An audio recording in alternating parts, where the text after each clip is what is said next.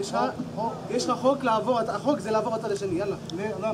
ככה. למה? ככה, כאן את הצד של יהודי, כאן את הצד של הערבים. מה תגיד לי אין ככה?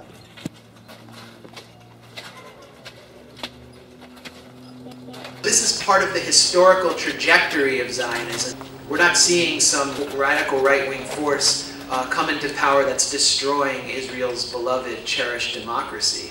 They're simply the dynamic force that's required to maintain the ethnocracy that the Jewish state in Israel and the Levant, JSIL, has always been since its inception.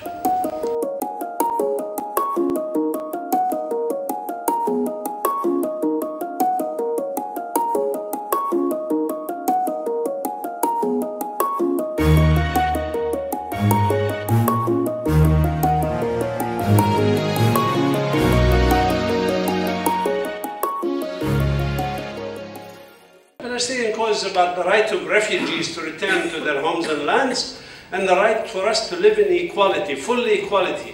Hence, Zionism is incompatible with peace. It's incompatible with peace. It cannot be part of the peace process.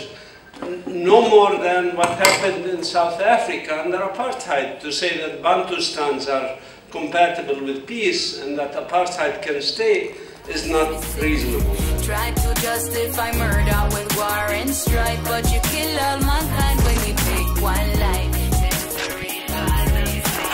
Eyes of the world on the Gaza missing. We have to resist in any mean, but we decide to resist in the popular struggle or non-violent struggle because we believe in our humanity and we want to win our humanity. We became the victim of the victim after the international community solved the result of the Holocaust on our account. Start it now. Afghanistan. And from our account and on our land. And we became the victim of the victim. גבול הצפוני, לצפון מזרחי, חייבים לשנות את האינפרסטרקטורה האנושית שלו על ידי הקמת יישובים יהודים נוספים. In order to maintain JSIL, the Jewish state of Israel and the Levant, you have to maintain a Jewish demographic majority, and that requires ghettoizing and besieging the native population and occasionally attacking them when they resist. When you kill one, you kill all of us. When you kill one, you kill all of us. I said when you kill one, you kill all of us. But don't matter how many you kill, you can kill all of us.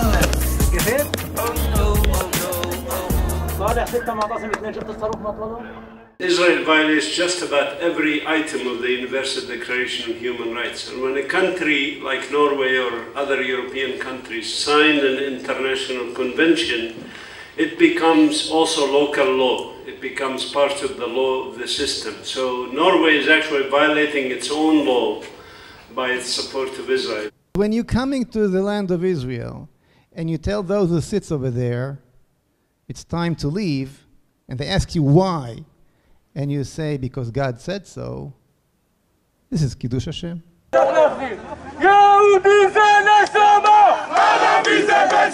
And now we hear figures like Moshe Feiglin, who's a deputy speaker of the Knesset, calling for the extermination policies in the Gaza Strip and the concentration of the Gaza's population in camps in the Sinai Desert. We hear Ayelet Shaked, who is the whip of the Jewish Home Party, the third largest party in Netanyahu's coalition, calling for the extermination of Palestinian mothers to prevent them from giving birth to little snakes. We hear Mordechai Kedar, the professor, the Arabist, who consults for the Israeli government and teaches at Bar Ilan University, calling for the rape of Palestinian mothers to deter their sons from committing acts of armed resistance.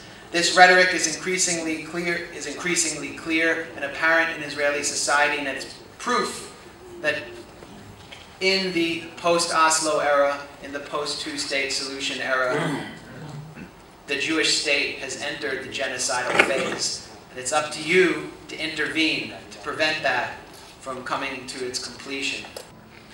And we believe that we must have global intifada, because we believe we are all partners in the struggle.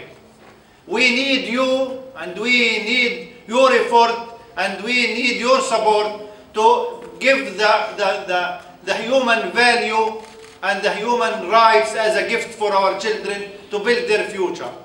What Martin Luther King once said, you know, we either live together as human beings or we perish together as fools. This is the choice.